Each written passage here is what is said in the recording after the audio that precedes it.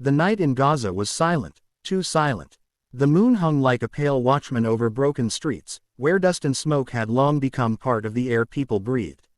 Somewhere beyond the old city wall, faint cries of prayer could be heard, not of fear, but of faith. 10 Christians had gathered inside a small, cracked house made of stone. Their names were whispered in the air: Hani, Miriam, Elias, Rafi, Samira, Fadi, Nora, Kareem, Layla, and Daniel. They were not warriors. They were not rebels. They were simply believers, followers of a Savior they could not see, but whose presence they could feel stronger than the air around them. That night, they knew soldiers were coming. They had been warned, told to leave their faith, to deny the name of Jesus, or face something unspeakable. Yet none of them moved. None of them ran. Elias, the oldest, lifted a trembling hand and said softly, "If we die with his name on our lips. If we live for his glory." The wind outside howled like a warning, pushing through cracks in the walls. A child, little Layla, only 12 years old, held a torn Bible close to her chest. "Jesus will come," she whispered. "He always comes." Then came the sound. The roar of truck engines, heavy boots, shouting voices. The door broke open. Men rushed in, faces hidden behind cloth and anger. The believers were dragged out into the open street. Their hands were tied. The ground was cold and rough beneath their knees. "Where is your Jesus now?" one of the men shouted. No one answered, but something in their silence frightened the crowd. It wasn't fear, it was peace. A calm so deep it made even the wind pause. They were tied to a truck, 10 lives bound together by faith stronger than rope. The night seemed to hold its breath. The fire was lit, flames rose, screams echoed, the smell of smoke filled the air. But then, something unexplainable happened. A wind began to swirl, not from the east or west, but from above. It carried no dust, no ash. It was clean, pure, full of life. The fire bent away, as if pushed by invisible hands. The ropes began to loosen on their own, slipping off like melting ice. And above the roar, they heard a voice. Not from a man, not from the sky, but from within, clear, strong, full of love. "I am with you in the fire." The crowd froze. The flames, which should have consumed them, suddenly burned around them, not on them. The truck glowed like gold, but the believers stood unharmed. Their faces shone with light that no torch could create. One of the men watching dropped his weapon. Another fell to his knees. The fire, instead of destroying, became a light in the darkness of Gaza. The people watching knew, something beyond human power was happening. Something divine. The 10 believers lifted their voices, singing softly through the smoke. "Jesus, you are faithful. Even in the fire, you are near." And as their song rose higher, the wind grew stronger, and the flames vanished completely, leaving only ashes that spelled one word in the sand. Alive. The dawn that broke over Gaza that morning was unlike any other. The sky, usually dim and clouded with smoke, glowed with a strange golden hue, as if the fire from the night before had painted the heavens with a message only heaven could write. The whole city was whispering. The story of the fire that refused to burn spread faster than the wind. From the marketplace to the camps, from the soldiers' posts to the fishermen at the shore, everyone was talking about the same thing. 10 Christians had been set on fire, but none were burned. Hani and the others had been taken to an abandoned warehouse after the fire vanished. Soldiers were too afraid to touch them again. Some thought they were spirits. Others thought they were protected by some unseen power. But the believers themselves knew what had happened. They sat together in silence as the first rays of sunlight touched their faces. There were no chains now. No ropes. Only the quiet sound of their hearts beating in rhythm with a peace they could not explain. Miriam, her hands still trembling, whispered, "The fire, it bowed to him. It could not touch us." Little Layla nodded. Her eyes sparkled like morning dew. "I saw him," she said softly. "He was standing in the fire. Like light, brighter than the sun." The others looked at her, tears forming in their eyes. They knew she was not lying. What they felt, the voice they heard, was the same one that spoke peace in the middle of fear. Outside, a man named Yasser, one of the soldiers who had tied them to the truck, couldn't sleep. He had watched everything. The flames, the wind, the word alive that appeared in the sand. His hands still shook. His mind could not rest. He had mocked them. He had cursed their God. But what he saw that night had broken something deep inside him, not out of guilt, but out of awe. He walked through the streets, his boots crunching on burnt sand, until he reached the same spot where the miracle happened. The truck was still there, untouched. The metal that should have melted was cool to the touch. He fell to his knees and wept. "Who is this Jesus?" he whispered. "Even fire obeys him." Behind him, a small crowd began to gather. Some came in fear, others in curiosity. Then, a woman from the marketplace pointed to the ground. There, written again in faint glowing letters, were the words, "Do not fear, I am here." The people gasped. Some fell silent. Others ran to tell the story again. Inside the warehouse, Daniel suddenly lifted his head. "The message is spreading," he said. "The Lord is not finished yet." He looked at the others. "We must go out and tell them. Gaza needs to know that Jesus is alive. Not in a book, not in a dream, but here." The others hesitated. "They will kill us again," Fadi said. Daniel smiled, his voice calm and firm. "They can try to burn the body. But how do you burn light?" And so, as the sun rose over Gaza, the 10 walked out, slowly, carefully, through the ruins and dusty streets. Their clothes still carried the scent of smoke, but their hearts were blazing with something stronger. Every step they took felt guided. People stared as they passed, some in shock, some in silent tears. The story had already become a storm across the city. The miracle was no longer theirs alone. It had become a flame of faith, spreading through hearts that had long been cold with fear. And somewhere above, unseen but near, the same gentle voice whispered again, "This fire is not to destroy, it is to awaken." For many days, the story of the fire spread through Gaza like a breath of wind that no wall could stop. Children whispered it in the streets. Old men spoke of it in hushed tones, as if afraid to disturb a holy presence still walking among them. People said, "The fire did not burn them. The ropes fell off by themselves." Others said, "They sang while the flames surrounded them." But those who had been there, those who saw it with their own eyes, said something even greater. "We saw light, not from the fire, from heaven."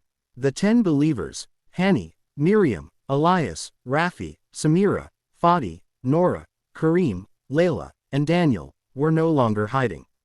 They walked through the streets boldly, smiling even when soldiers glared. They helped the hungry, prayed for the sick, and comforted those who had lost family in the war. Something strange began to happen. Wherever they went, peace followed. One afternoon, as they passed through the old city square, they saw a young boy sitting beside a broken cart.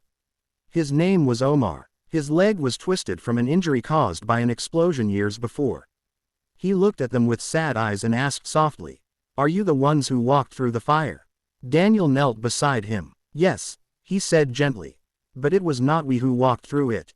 It was he who carried us." The boy looked confused. "Who?" Daniel smiled. "Jesus." The crowd gathered around them. Some mocked, some listened. Daniel looked at the boy's leg, then looked up at the sky. "Lord," he whispered, "you are the same yesterday, today, and forever. Show this child your love."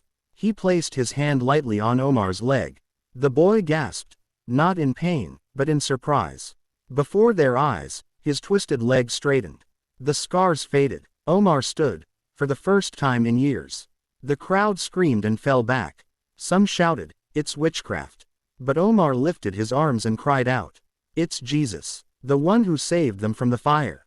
The people watched in awe as the boy began to walk, then run, his laughter echoing through the broken streets. And in that moment, something invisible broke open in the hearts of the people, fear melted into faith. That night, in secret corners of the city, people began to pray, not the old prayers they had memorized, but new ones filled with tears and hope. Families gathered around candles, whispering, "Jesus, if you are real, show us the truth." And one by one, miracles began to ripple through Gaza. A blind woman woke to see the morning light. A soldier who once burned churches fell to his knees, crying as he felt peace for the first time.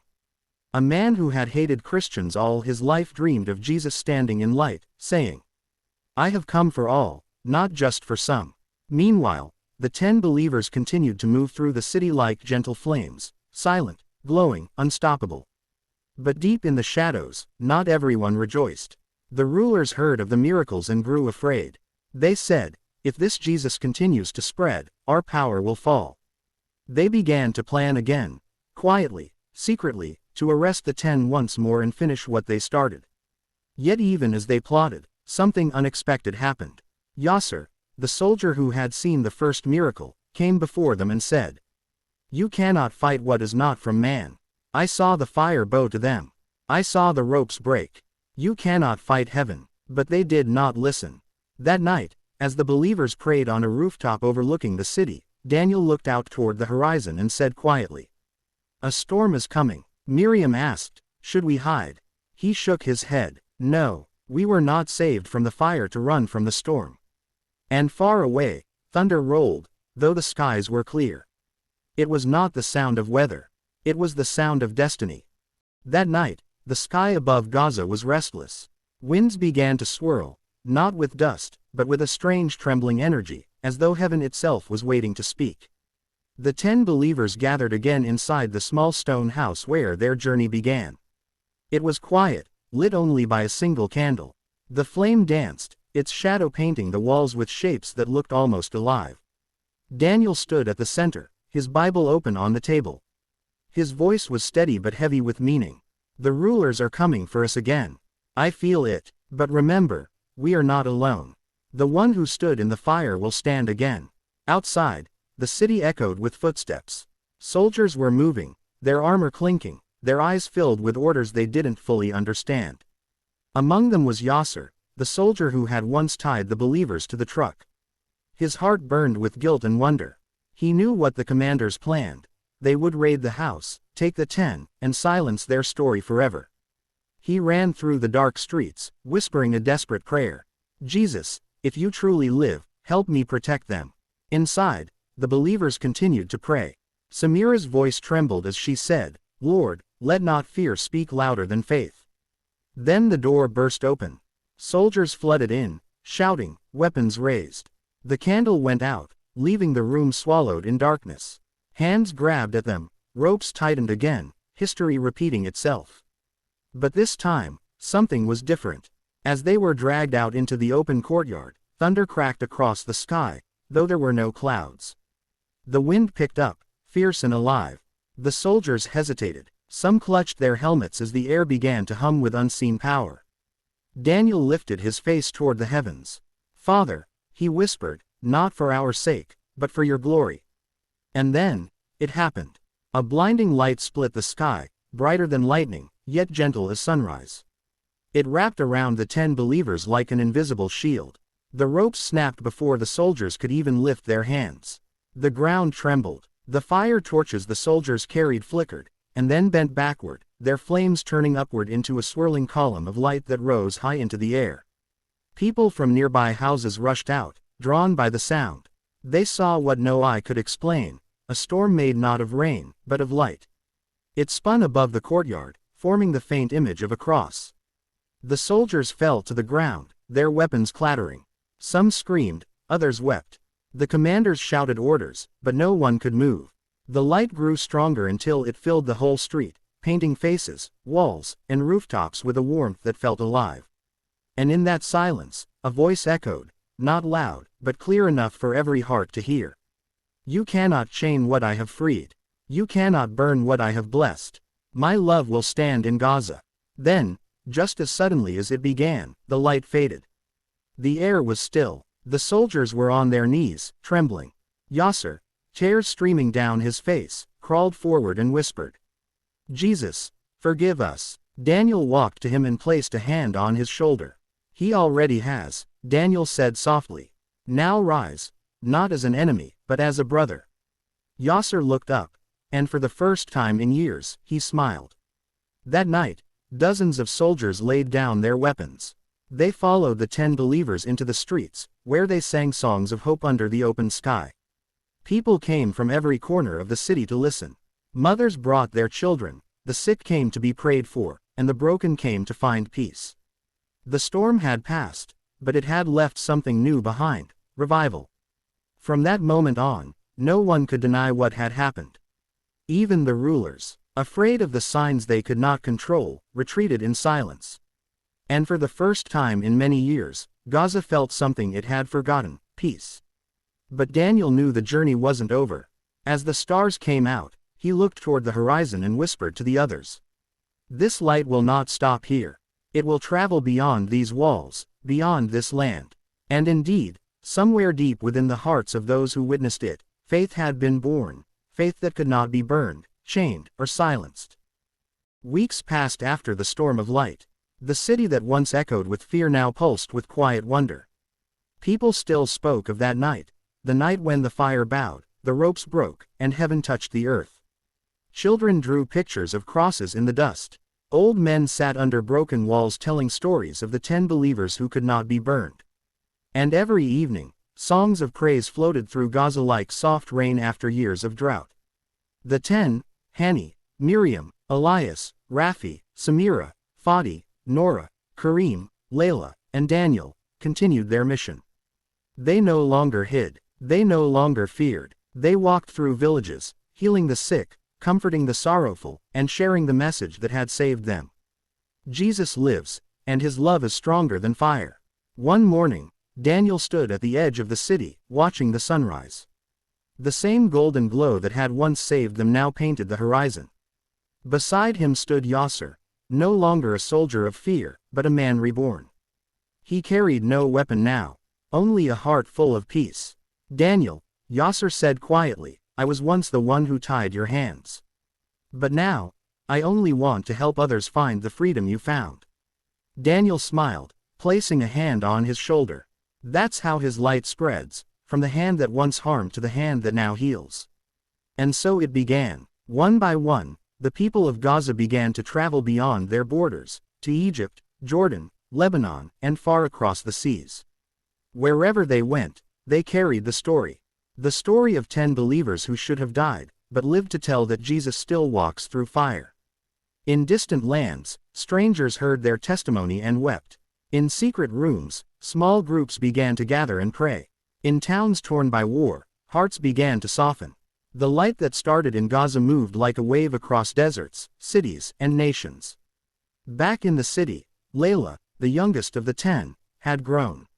She often sat by the shore at sunset, her feet in the cool water, her Bible in her hands. Children would come to her, curious and bright-eyed. "Tell us again," they would beg, "about the fire that couldn't burn you." She would smile softly and say, "It wasn't us the fire couldn't burn, it was the love of Jesus living inside us. That love is a flame that never dies." Then she would lift her eyes to the horizon, where the sun met the sea, and whisper, "And now, that flame burns in you too." Far away, Daniel continued to travel, sharing the message across nations. In every crowd, he saw faces once afraid but now filled with hope. He knew the miracle was never meant to end in Gaza, it was meant to begin there. Years later, when Daniel grew old, he returned once more to the same street where it all began. The truck was gone, the house rebuilt, but the ground still carried peace. He knelt down and pressed his hand against the earth. A soft wind blew, the same wind that once turned fire away. And in the quiet, he heard the voice again, the same voice that had spoken through the flames. "You have done well. The fire that could not burn faith will never die. It will live through generations." Daniel smiled, tears falling softly down his face. He looked to the heavens, and with his last breath, whispered, "All glory to you, Jesus." Then the wind lifted the dust into the air, and for a brief moment, if anyone had been watching, they would have seen words glowing faintly in the sand again, just as on that first night. Alive. And so the story of 10 simple believers became a river of faith that still flows. Through cities and hearts, through danger and hope, through every place where people whisper in darkness. If Jesus could save them, he can save me too. Summary. In war-torn Gaza, 10 Christians refused to deny their faith in Jesus. They were tied to a truck and set on fire, but instead of death, a miracle happened. The flames bent away, the ropes fell off, and they stood unharmed as a bright light filled the sky. Their survival shook the city. Even soldiers who once mocked them fell to their knees in awe. From that night onward, miracles began to spread. The sick were healed, the blind saw, and the hearts of many who once hated turned to love. The fire that was meant to destroy them became a light that awakened a whole city, and from Gaza, that light spread across nations, proving one eternal truth. Faith in Jesus cannot be burned, broken, or silenced. Moral lesson: true faith stands firm even in the fire. When all hope seems lost, Jesus stands beside those who believe. The power of God is not stopped by fear, fire, or persecution. Love and forgiveness can turn enemies into brothers. Miracles are not just signs of power, they are messages of love meant to awaken hearts. The end.